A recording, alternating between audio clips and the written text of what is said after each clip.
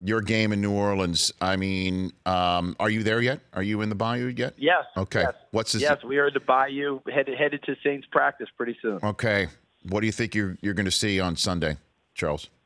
Well, look, I think we take 48-7 and throw it out the window.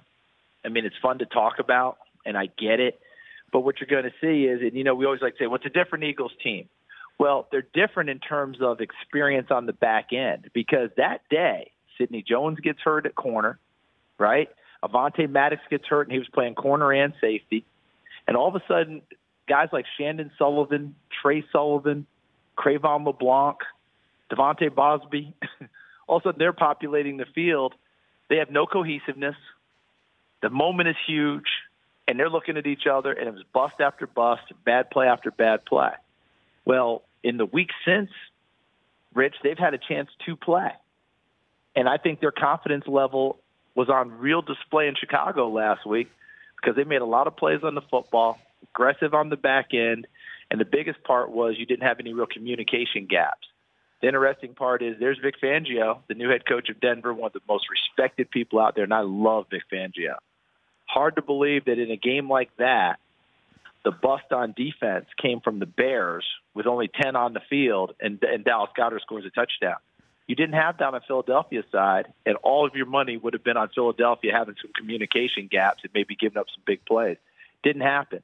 So that's why things are different more than anything else. We can talk about Foles. I get it. We can talk about all that stuff. Remember, Jason Kelsey got hurt in that first game, too. Only played like the first 3-4 snaps. So all this is coming together better for Philadelphia. Wow. They're not a better team than they were last year. Okay, that team was better than this one in terms of where they are right now with all the injuries and guys being out. But they are more cohesive on the back end. So I think you'll see more of what Jim Schwartz likes to do.